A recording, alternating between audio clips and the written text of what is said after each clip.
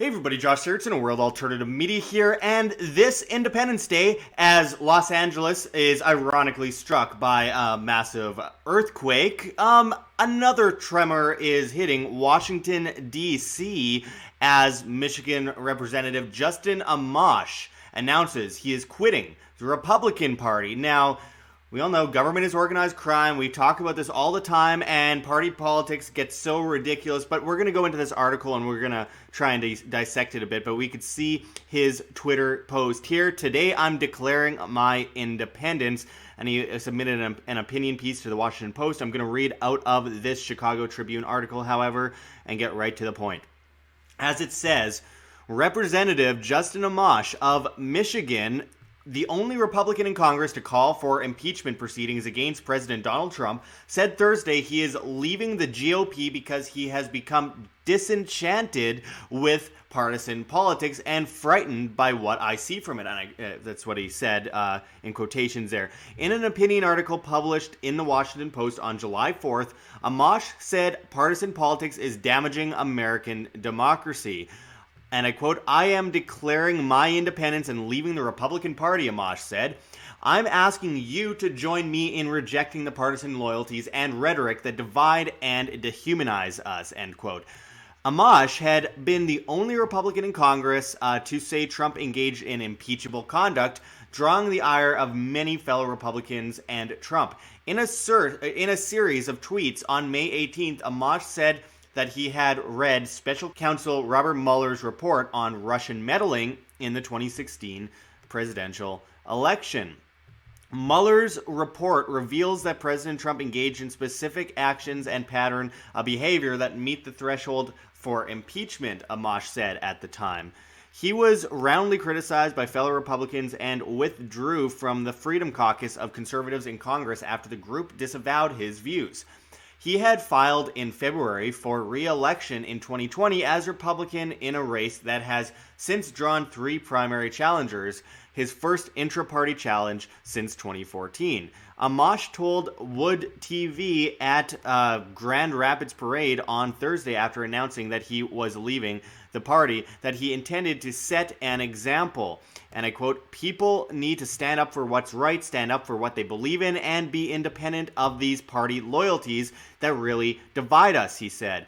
At a town hall in Michigan after he announced his support for impeachment proceedings, Amash cited a section of the Mueller Report that suggested Trump had told former White House counsel Don McGahn to create a false record denying he had asked for Mueller's removal as special counsel. And I quote, "Things like that, to me, reflect incredible dishonesty and really harm the office of the presidency. I don't think you can just let that stuff go," Amash told his constituents. "I think you have to have proceedings to deter this kind of conduct, even if ultimately the person is not convicted.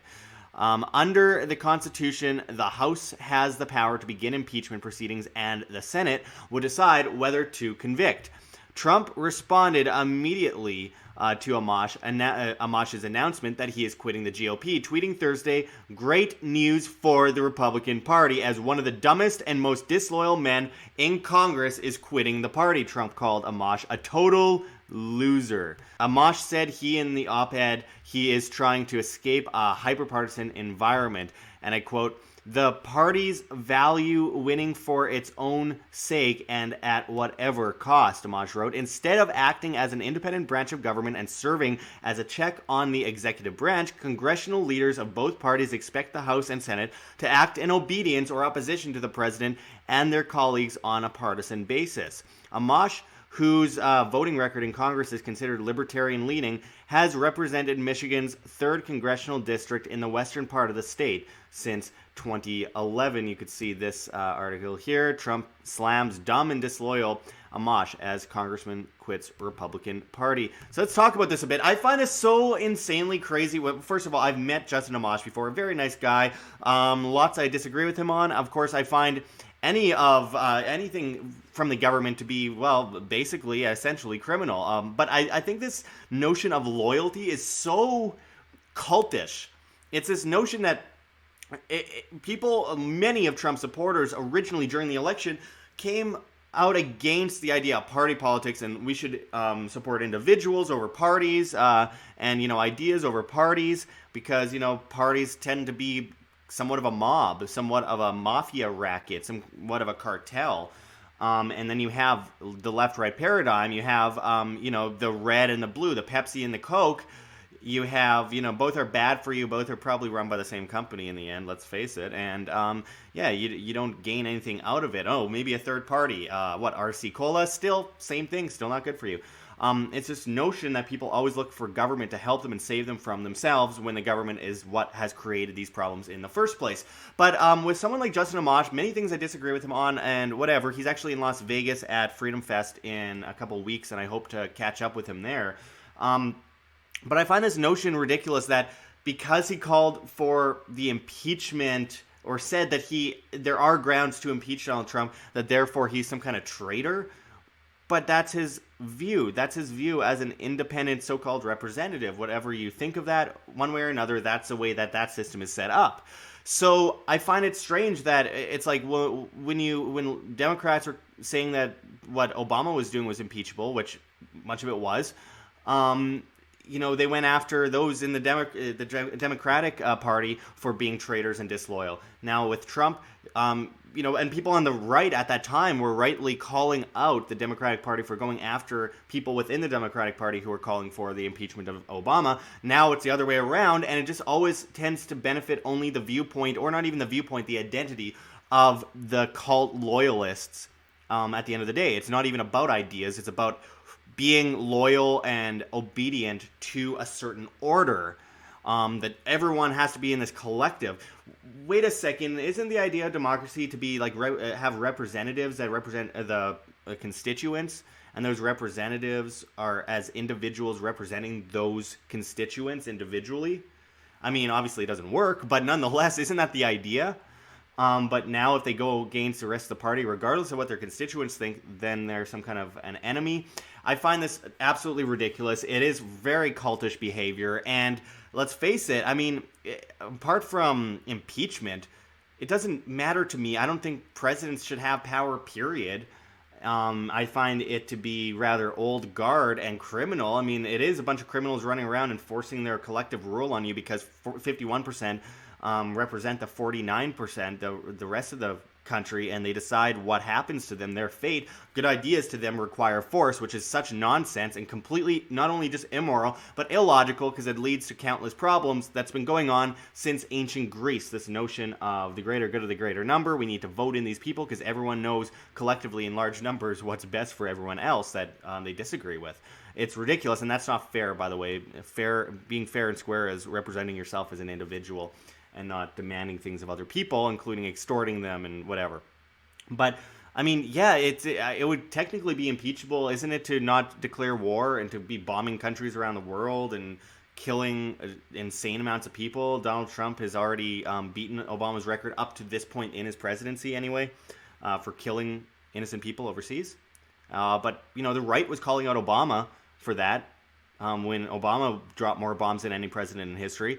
The left was calling out Bush before that for dropping more bombs than anyone in history. Now Trump is about to beat that record, and suddenly it's like, oh, but it's okay because it's Trump, and it's all part of some kind of 4D chess, and he's overthrown the establishment and the deep state by killing countless innocent people.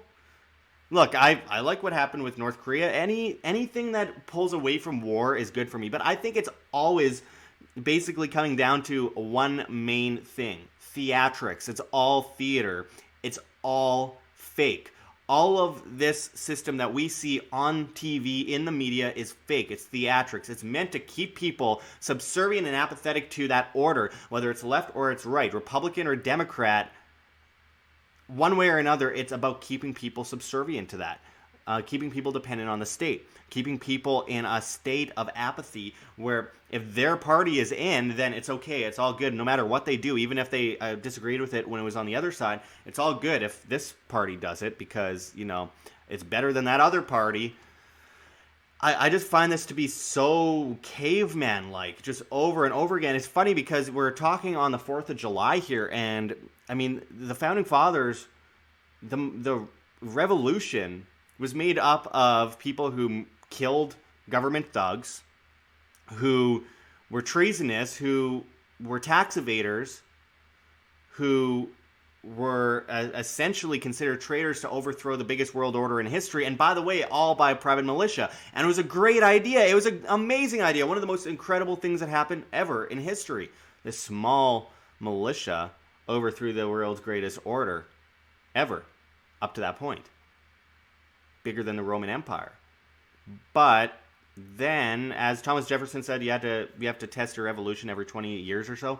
It wasn't tested, guys. It was just perpetuated. The system grew and grew, and like a cancer, it always grows. You can get rid of 95% of government, but if you leave that 5% of that tumor left, because government is a cancer, it will grow, and it won't stop growing until you cut it off completely. So when I see stories like this, it's like, yeah, Justin Amash, he's technically right, and people are yelling at him, getting mad at him, and want to vote him out and all that kind of stuff because he's being consistent. He said the same thing under Obama. I just don't understand why. It's such a cult loyalist system. Well, Trump is in office now, so it's different. It isn't different. Stop looking for rulers to rule you. It's fine to have rules. It's another thing to have rulers. Rule yourself. Be responsible. Stop being dependent like a little baby sucking on the teat of the state. Mommy and daddy government. It makes sense because, considering the fact that children spend most of their childhood, the majority of their childhood, in a public school, sitting in a classroom, being forced to learn things, being talked down to by teachers, ambitions ripped apart, and they're in that classroom for the majority of their childhood. They see the teachers, they see the school system more than they see their parents. And then people wonder why people look at government as mommy and daddy, both left and right. Mostly the left, yes, sure, but the right makes excuses for many socialist and leftist policies that they instill under the guise of smaller government, under the guise of protecting freedom. The government cannot protect freedom. The government cannot give you freedom. They can only take it away, or in the case of legalization, they take away a freedom and give it back at a price, that price being extortion, regulations, and monopolization. Government is a monopoly on force. Government is a monopoly on you, and you sit back and just allow it to happen? Don't obey. The government has no power if you don't obey. It's just a shadow on the wall. So this 4th of July, think about that. What was this country founded on in the first place? What was the idea that it was founded on in the first place? And how far gone have we distanced ourselves from that original idea? Collecting rainwater, that's against the law. Banning smoking in California and vapes. Red flag laws, taking away the guns, going door to door because the police think that you are suspicious, or maybe you're anti-government or something. Very social credit, Chinese-style, technocratic stuff going on. Government printing, central banks via the force of the state through enforced usury contracts and obviously, fractional reserve lending and legal tender laws, through the central banking system, printing vast amounts of currency out of thin air, impoverishing everyone, creating vast inflation, the price of living skyrockets, and then they're like, well, we need more government to fix this. Maybe higher wages or universal basic income, instead of looking at the main problem and then just building onto that pyramid. So I just want people to think about this for a second. I don't care if you're a Trump supporter, if you're a Bernie or Elizabeth Warren supporter, was a Hillary supporter, was an Obama supporter, or was a Bush or Romney supporter, Santorum or Herman Cain. It doesn't matter if you're an Amash supporter. You should support yourself and stop looking for these guys to fix the problems that have been perpetuated for thousands of years. Don't you think at this point these problems would have been fixed if government was able to fix these problems? They've only gotten worse. They've only gotten worse. Innovation is stifled. Competition is stifled. The free market is stifled. Poverty is skyrocketing. Wealth is plummeting. The middle class is destroyed. People are more controlled than ever. We're walking into a technocratic system. And people just keep saying, change, change. We need change. Well, maybe, just maybe, that change doesn't come from the state. Maybe, just maybe, that change isn't a new puppet at the throne. Maybe that change comes from you as an individual, a free individual. And only you can protect that freedom. Only you are responsible for that freedom. Only you can ensure your own livelihood, your own sustainability, your family's sustainability going into the future. Not government. Government can only take that away and be dependent on your dependence. Shove you down that bottomless pit of debt, and you're forced to ask for a ladder up from the government and the banking system, pushing you into perfect servitude to them. Who would have thought? Well, I don't know. People have been warning about it for thousands of years, as long as democracy has existed. It's a mob. Taxation is theft. Government is organized crime. There's nothing different about governments and organized crime rackets, except for government has more of a monopoly on force and power, and have a bunch of cheerleaders waving little miniature flags or colors for them, red or blue. And then government goes around the world creating more problems, promoting Hitler over the communists, then arming and funding and helping the USSR against Hitler, and then arming and funding Al-Qaeda or the Mujahideen against the USSR, arming and funding and promoting the Vietnamese under Ho Chi Minh by FDR in the 30s. Then fast forward to the Gulf of Tonkin incident, starting a war with Vietnam. Insane amounts of people killed, chemical bombs dropped from the sky. Operation Condor, destroy the Central America and throughout Latin America, dress up U.S. tanks as Chilean, kill 400,000 people. Then war on drugs and running guns into Latin American countries, propping up the cartels, propping up horrible prostitution rackets. Then people run away and they're the invaders. Or, arming and funding all these terrorist groups while bombing their families and then being surprised when their somewhat out-of-place culture comes to your borders. I think we need to have a serious conversation about this, guys. I think something's seriously wrong when this is the direction we're going in. I cannot forget, the military coup in Iran and arming and funding Iraq, the Ba'athist Party, against Iran. What happened later on with Iraq? Oh, yeah, that's right. War in Iraq. Hundreds of thousands of people killed. Conservatively, more than 1 million people killed, most of which were civilians. Oh, but now they're mad at us? Well, we got to keep them from coming over here. It's just this perpetuation of problem and force. Government is that monopoly, and it perpetuates for eternity as long as we keep sitting idly by, dependent and apathetic, and saying, Republicans are right, Democrats are right, we support one side or the other regardless of what they do because it's better than those other guys. And we're enslaved for eternity, and it gets worse by the day. So, I don't know, maybe think about this a little bit going into the future, promoting these different puppets. Maybe it's not the guy at the helm that's a problem. I'm not blaming Trump.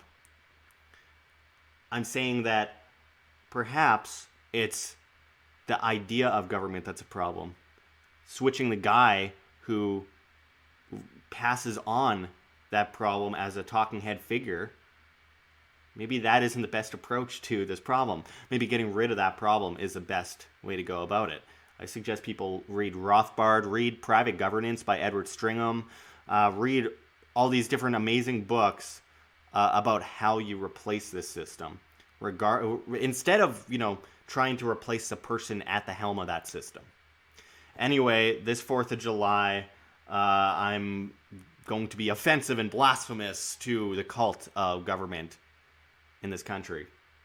That's fine. If I offend you, I really don't care. That's on you. That's for you to figure out. That's for you to fix. That's for you to aid those wounds. I feel the same about every government in the world. It's organized crime, and there's no getting around that. It will always be organized crime if you use force against so-called free human beings and replace their responsibility with dependence. It doesn't matter. The entity doesn't matter. The country doesn't matter. The name doesn't matter. The flag doesn't matter. The color. It's all the same, and it's a cult. And it's a religion. And, instead of Sunday schools, you got, public schools. Instead of televangelists, you have, the mainstream media. Instead of crosses, you have flags. Instead of hymns, you have national anthems. Instead of crusades, you got, well, wars. I have to say, you look at those buildings, those government buildings, and what do they kind of look like? They look like temples. They look like churches. The difference is that religions are voluntary contracts, and the government is not a voluntary contract, to say the least. If just a small portion of people started disobeying, it would be over very fast. So consider that. And anyway, I really appreciate everyone joining us today. What happens next with Justin Amash, I don't know. We're going to keep watching and see what happens. I'll try and catch up with him in a few days in Las Vegas, Nevada, where he is speaking at Freedom Fest. I hope to get a word with him. I've spoken with him before. Nice guy. But also he's involved in the racket. I'm just happy to see that he's a bit consistent, and people can rat on me all they want and, unsubscribe and all that kind of stuff. I'm just being consistent. I'm here to tell the truth, not pick some entity to bow down to and lick jackboot. Anyway, thanks for joining us, and until next time, this is Josh Sigurdson signing out from World Alternative Media. Find the truth, be the change. Like what you see here at WHAM? Don't forget to check the links below. GoFundMe, Patreon. We can't do it without you. Any donation is very much appreciated, especially as we're so heavily demonetized and censored and shadow banned. It's getting really bad, folks. If everyone just gave $1 single a month to, say, Patreon or our Subscribestar, where we do subscriber-only content, we could really get out of this rut that we are currently in as YouTube tries to stifle independent media and prop up the mainstream media. This is really important. This is one of the most important times in independent media history for us to say it's now or never. Let's keep moving forward and let's be that change that we wish to see in the world. Of course, there's also our Bitcoin address below as well as on the screen for you to scan if you please. And of course, we got events coming up, so make sure to check us out at anarchovegas.com. anarchovegas.com. Use promo code WAM, that's WHAM, for a 10% discount on your tickets. It's on July 19th, 20th, and 21st in, of course, Las Vegas, Nevada. That's anarchovegas.com. Make sure to check us out there, and find us on websites like BitTube and Minds, and just try to support independent media, if not myself, any of the other big independent medias out there, to help us continuously bring our message to you free of charge, so that we can really change the guard as we move forward into a dramatically polarized, crazy future. Let's try to make it as sustainable as possible. It comes down to you guys. You are the change you wish to see. You guys will help us get through these tough times. So anyway, check out all those links, and until next time, this is Josh Sigurdson signing out from World Alternative Media. Find the truth, be the change.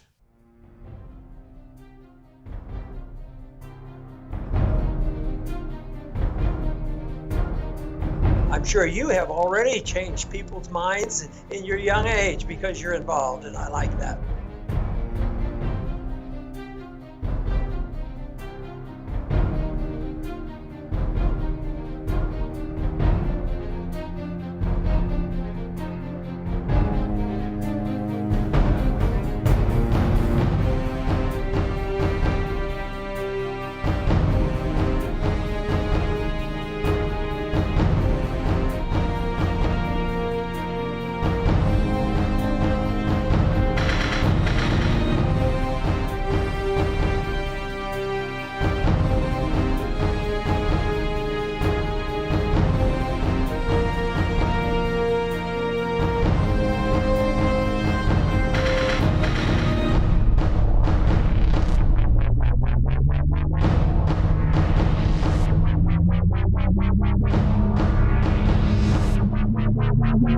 Thank you.